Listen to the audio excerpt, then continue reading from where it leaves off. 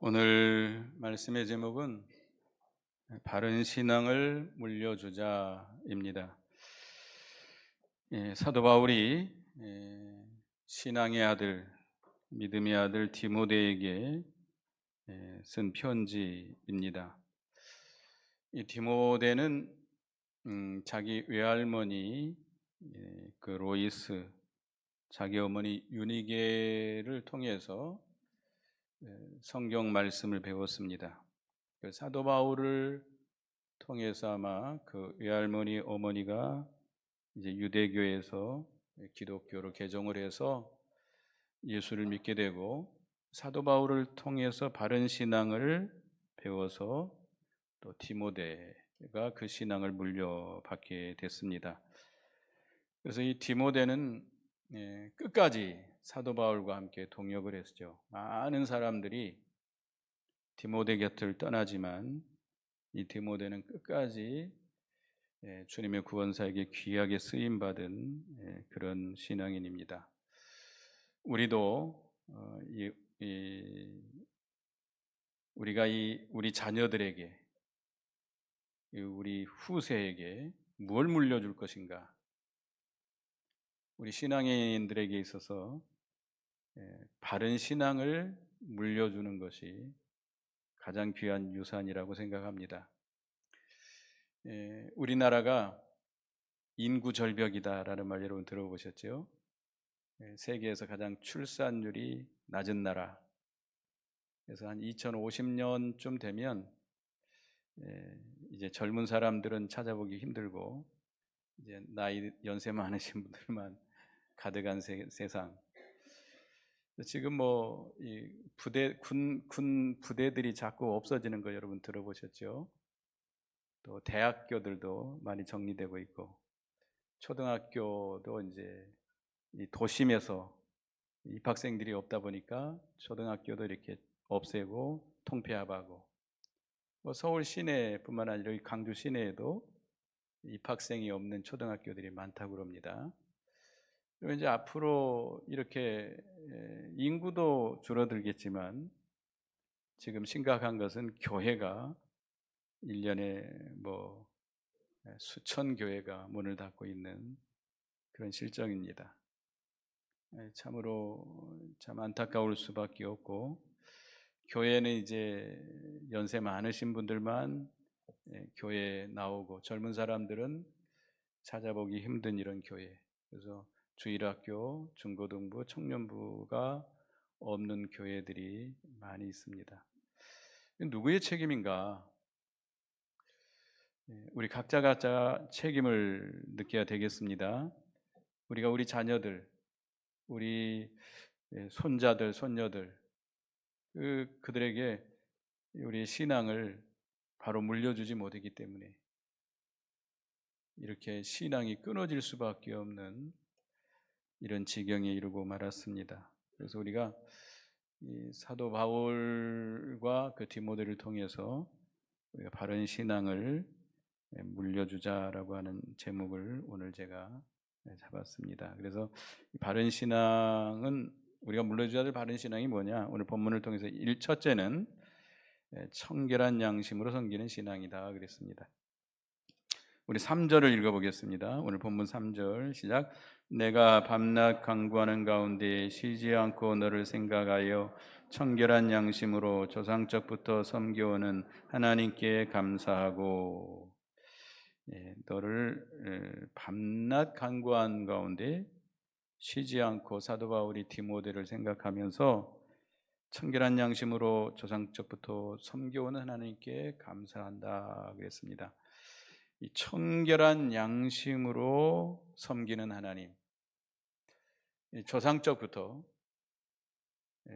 청결한 양심으로 하나님을 섬겼던 그 신앙을 사도 바울이 물려받았고, 이 사도 바울이 또 디모데에게 물려주어서 그 신앙이 계보가 계속 이어지도록 이렇게 한 겁니다. 이 청결한 양심이 뭐냐? 청결한 양심, 이 디모데 전서 3장 9절에는 깨끗한 양심, 같은 의미죠. 청결한 양심, 깨끗한 양심. 또 디모데 전서 1장 5절, 히브리 13장 18절에 보면 선한 양심, 착한 양심, 선한 양심 이렇게 말씀하고 있습니다. 이 청결한 양심, 선한 양심은 신앙 양심이에요. 다시 말하면 예수 믿는 신자들이 가지고 있는 양심을 청결한 양심, 선한 양심이라고 말할 수 있습니다. 이 청결한 양심은 예수 믿어서 중생한 영이 사용하는 그런 양심을 가리키겠습니다. 그래서 이 사도 바울은 이 양심의 인도를 따라서 하나님을 섬겼다. 우리도 하나님을 섬길 때에 뭐의 인도를 따라 섬겨야 돼요? 양심의 인도를 따라서. 양심을 써라. 양심을 똑바로 써라. 날카롭게 써라. 이런 말씀을 우리가 어렸을 때부터 많이 배웠습니다. 저희 교단이 우리 교단을 만드신 분이 이병규 목사님인데 그 스승이 바로 김현보 목사님입니다. 김현보 목사님 늘 주장했던 거, 상가조심, 일심정력, 양심, 엄수 세 가지를 굉장히 중요하게 여기셨는데 늘 양심을 똑바로 쓰라고 이렇게 가르쳐 왔습니다. 그래서 우리가 어렸을 때부터 양심을 쓰는 이런 신앙을 늘 배워왔습니다. 그래서 우리가 이 양심, 선한 양심을 써서 살아야 돼요. 그러니까 믿지 않는 사람에게는 이 선한 양심이 없어요. 그러니까 양심이라고 하는 것은 옳고 그름을 판단해서 그릇된 것은 떠나게 만들고 옳은 것은 따라가게 하는 것이 양심의 역할입니다. 근데 그 양심이 다 달라요. 예수 믿지 않는 사람의 양심과 예수 믿는 사람의 양심이 다릅니다. 예수 믿지 않는 사람은 이 진리를 몰라요. 그러니까 진리가 없어요. 그들의 양심은 선한 양심이 아닙니다. 예수 안 믿는 사람이 아무리 착하고 선한 사람이라 할지라도 그 양심은 선한 양심이라고 볼 수 없어요. 청결한 양심이라고 볼 수 없어요. 근데 예수 믿는 사람들은 청결한 양심, 선한 양심을 가지고 있습니다. 하나님의 말씀을 받아서 믿고 그 말씀을 깨달아서 그 말씀의 작용이 돼서 나오는 양심, 말씀에 비판받은 양심이라고 이렇게 표현을 하는데, 그래서 예수 믿는 사람도 양심이 다 차이가 좀 있겠지요. 이 말씀을 깊게 바르게 깨달은 사람의 양심과 또 이 어린아이와 같은 예수를 믿긴 믿어도 성경 말씀을 많이 배우지 못하고 깊게 깨닫지 못한 사람의 양심은 차이가 있을 수밖에 없습니다. 그렇지만 하여튼 이 양심은 그 중생한 영의 소리예요. 중생한 영이 옳고 그름을 분별하고 그릇된 것은 떠나게 만들고 옳은 것을 따라가게 만드는데 결국 이것은 성령의 감동과 같다고 볼 수 있겠습니다. 중생한 영엔 성령의 감동이 역사하거든요. 그래서 우리가 양심을 따라가는 것은 결국 성령의 감동을 따라가는 거예요. 결국 이것은 하나님의 말씀을 따라가는 거예요. 우리가 각자 깨달은 게 다르겠죠. 여러분의 말씀을 깨달은 차이가 있습니다. 여러분의 신앙의 차이에 따라서 다르겠습니다만 어떻든 간에 여러분이 듣고 깨달은 만큼 그 말씀이 여러분 양심을 통해서 인도하는 거예요. 여러분 선한 양심의 그 소리를 듣고 따라가야 돼요.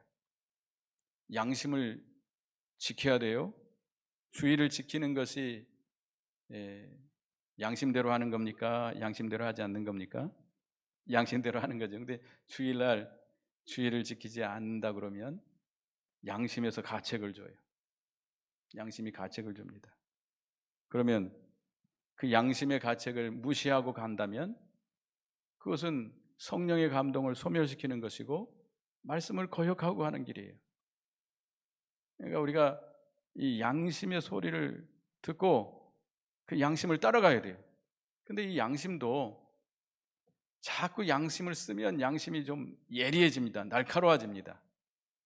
우리가 칼이 있잖아요. 칼도 자꾸 쓰면서 갈면서 쓰면 점점점 날카로워지죠. 근데 쓰지 않으면 어떻게 되죠? 녹슬고 무뎌집니다. 그래서 양심을 자꾸 거역하는 사람들이 양심을 화인 맞은 양심이다. 화인 맞은 사람들, 그 양심이 화인을 맞으면 굳은 살이 베겨 가지고 양심의 가책을 느끼지 못합니다. 여러분이 자꾸 양심을 거역하고 나가면 나중에는 양심의 가책을 느끼지 못해요. 그래서 우리가 항상 이 선한 양심의 그 인도를 따라서 하나님을 섬겨야 됩니다. 그래야 우리가 하나님을 바로 섬기는 거예요.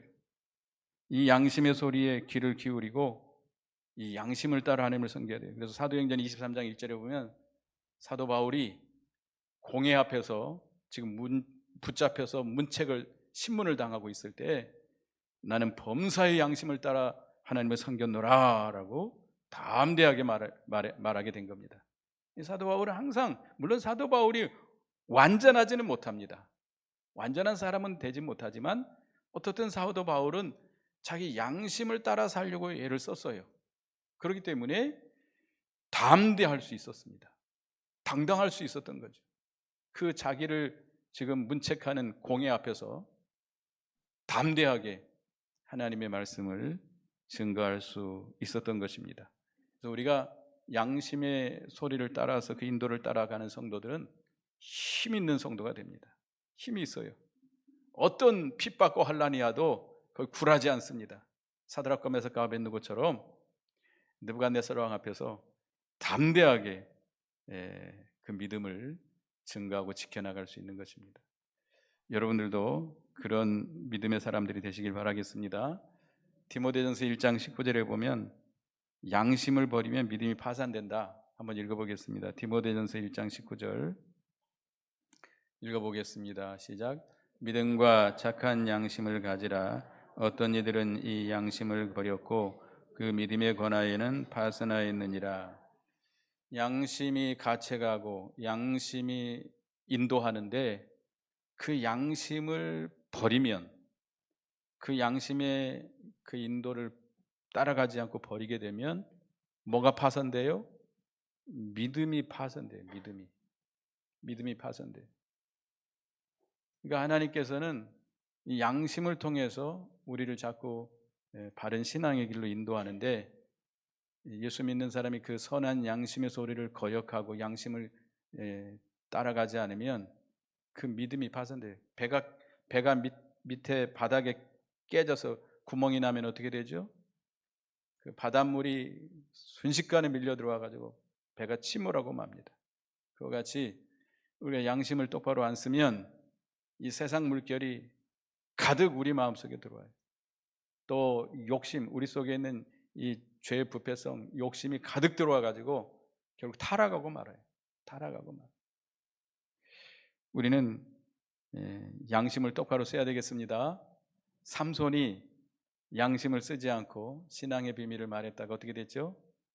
두 눈이 뽑히고 쇠사슬에 묶여서 맷돌 돌리는 놀이개감이 됐죠. 비참하게 죽임을 당했는데, 우린 삼손과 같은 자가 되지 말고 사도 바울과 같이 선한 양심으로 하나님을 섬기는 우리가 되어야 되겠습니다. 그런 신앙을 또 우리 자녀들에게, 후손들에게 우리가 전해줘야 되겠습니다. 그 다음에 두 번째는 눈물로 기도하는 신앙이라고 그랬는데 처음 사랑의 신앙입니다. 이 디모데가 눈물을 많이 흘렸던 것 같아요. 사도 바울과 함께 있을 때. 이것은 뭐냐면 처음 사랑을 가졌기 때문에 그래요. 그러니까 처음 예수 믿을 때, 처음 우리가 예수 믿어서 그 주님의 세계를 발견하고 주님의 말씀을 깨닫게 됐을 때, 하나님의 그 크신 사랑, 예수 그리스도를 이 땅에 보내서 우리 대신 십자가에 피 흘려 죽게 하심으로 우리의 모든 죄를 다 대속해 주시고 우리를 그 죄와 사망에서 구원해 주신 그 하나님의 크신 사랑을 깨달았을 때, 그 성령의 감동으로 그 사랑을 깨달았을 때 하나님을 사랑하는, 주님을 사랑하는 그 큰 사랑, 그 사랑이 얼마나 큰지 눈물로 기도하죠. 눈물로 회개하고, 예배당에 가면 그저 앉으면 눈물이 뚝뚝뚝 나오고, 죄가 죄를 회개하게 되고, 주님의 구속의 은혜가 얼마나 크고 놀라운지 그네 감사 감격에서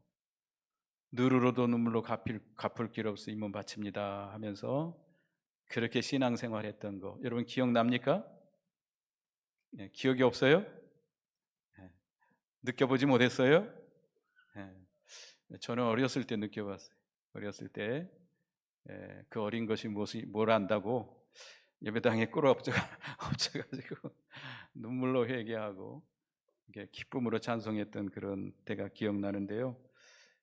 우리가 주님을 섬길 때 이 처음 사랑으로 주님을 섬겨야 됩니다.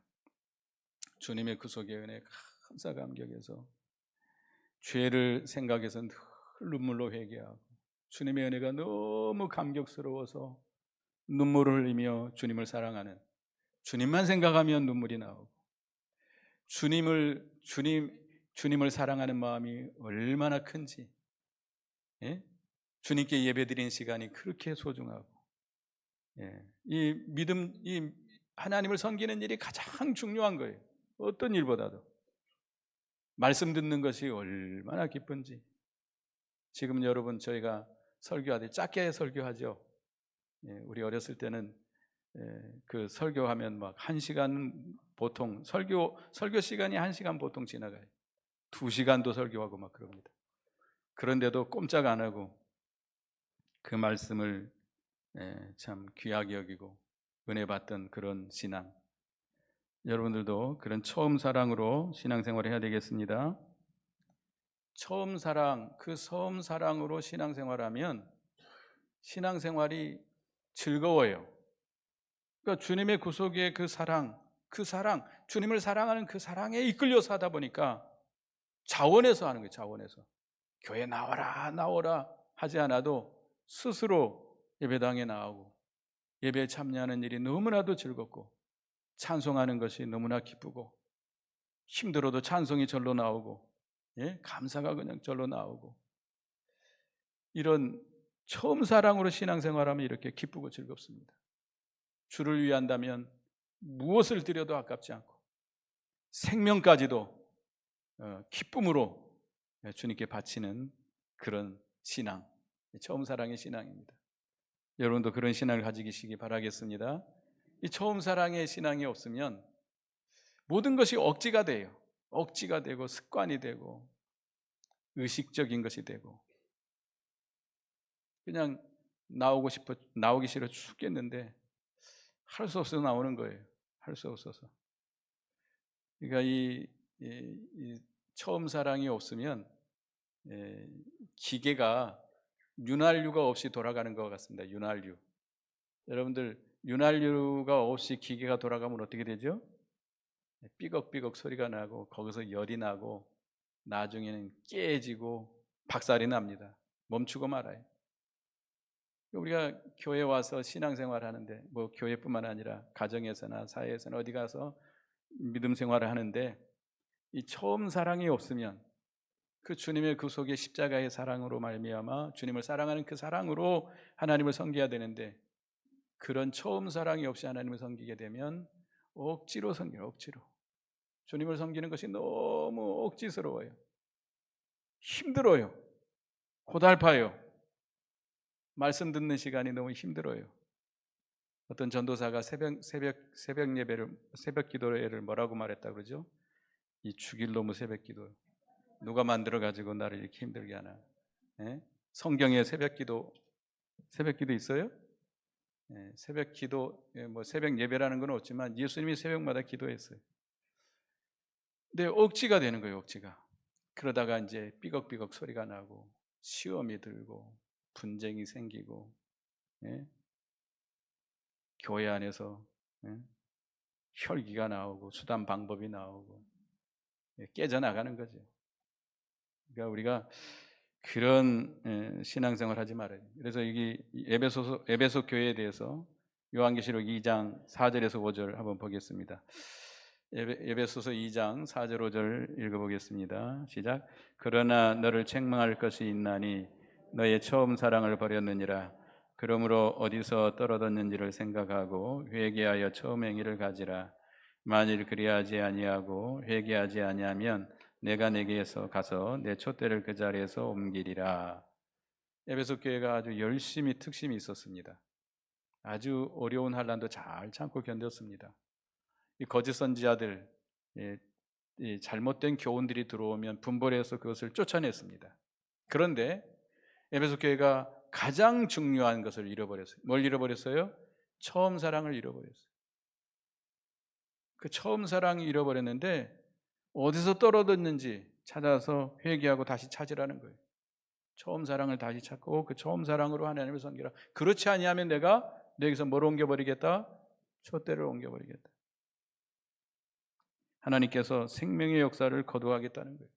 주님이 떠나시겠다는 거예요. 그래서 우리가 이 처음 사랑으로 주님을 섬기는 그런 믿음을 회복해야 되겠습니다. 눈물로 회개하고 눈물로 그 주님의 구속의 은혜에 감사 감격해서 즐거움으로 주님을 섬기는 그런 신앙. 우리 부모님 시대, 그 이전 시대 우리나라가 얼마나 힘들었어요. 일제강점기를 지나고 6.25 사변을 지나고 전쟁으로 인해서 다 무너진 데서 이렇게 모든 경제를 이렇게 세워야 되니 얼마나 힘들었겠어요.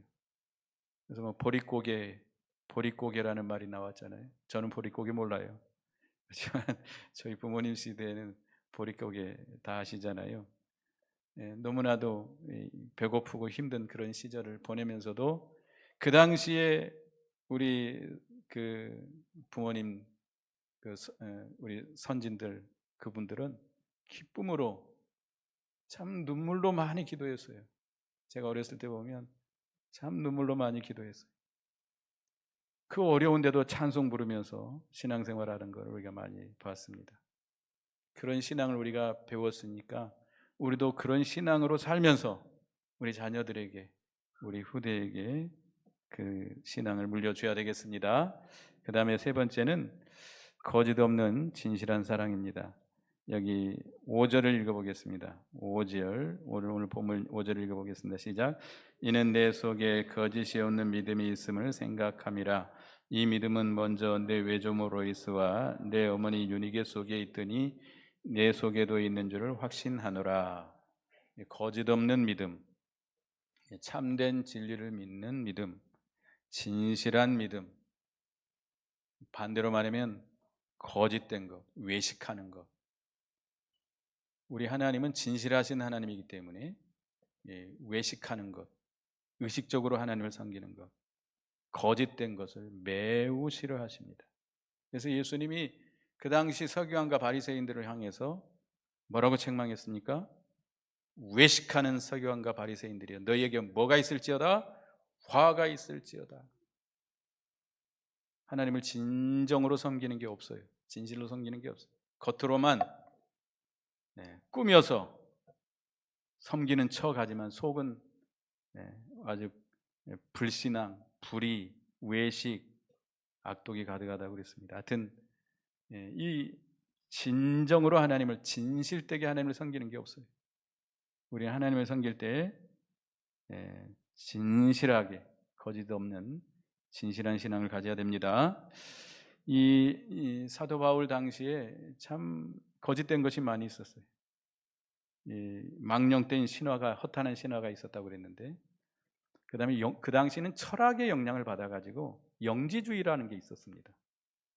그 영지주의의 영향을 받은 사람들이 그런 이 헛된 이야기거리로 이렇게 만들어내 가지고 신앙인들을 유혹하고, 또 그 다른 복음, 사도 바울 당시 이 할레파 유대인들이 있었습니다. 예수를 믿어도 예수를 믿음으로만 구원받는 것이 아니라 뭘 지켜야 된다?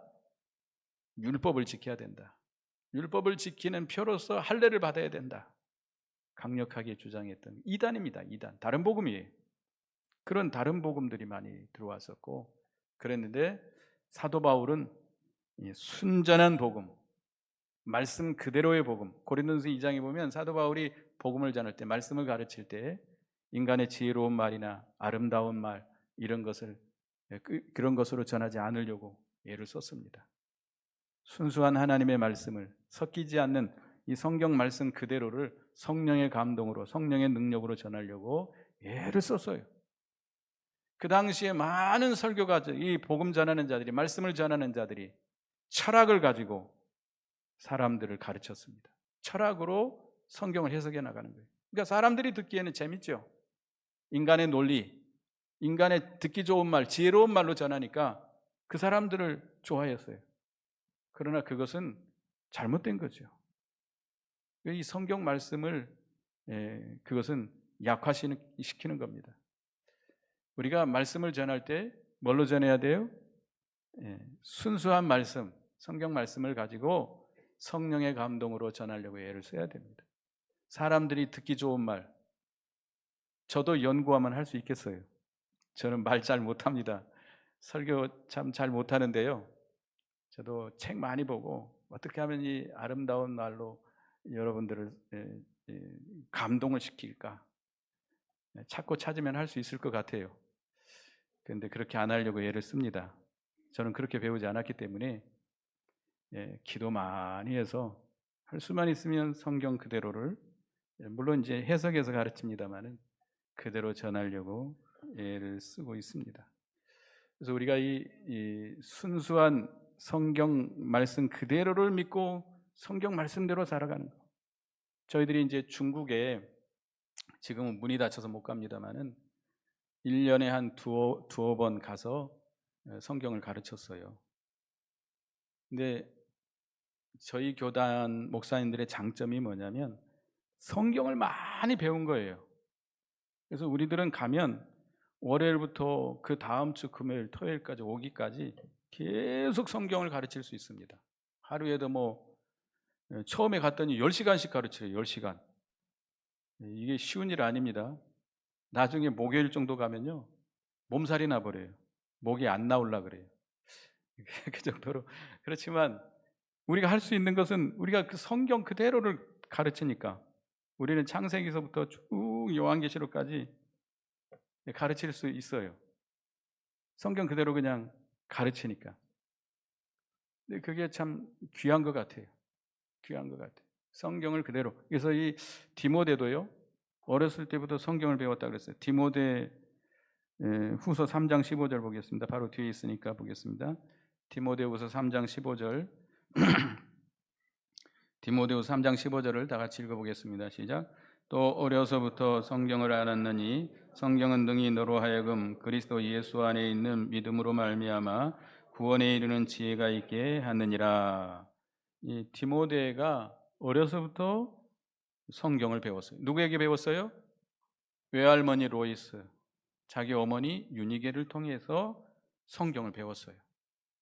그러니까 여러분들이 어린 자녀들에게 성경을 자꾸 읽어주는 것, 말 못하는 아이들에게는 성경을 읽어주고 글을 아는 아이들은 성경을 읽게 해야 돼요. 절대 안 하죠. 애들이 싫어한다고. 안 시키죠?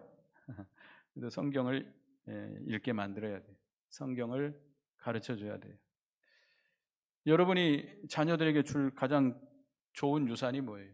돈입니까? 재산입니까? 요즘은 그 질병이 유전되죠. 뭐 당뇨라든지 고혈압이라든지 뭐 암이라든지 이런 것 그것도 부모로부터 유전돼 내려가더라고요. 그런 거 유전시키지 말고 뭘 유전시켜야 돼요? 바른 신앙, 바른 신앙. 그 어린 세대에게 성경을 바로 가르쳐 줘야 돼요. 성경을 지금 여러분 성경 읽기 하고 있는데 대단히 참 저는 긍정적으로 생각하고 좋게 생각합니다. 우리 하나님도 기뻐하실 것 같아요. 여러분 성경 읽기를 하니까 그래도 열심히 성경을 읽으려고 하잖아요.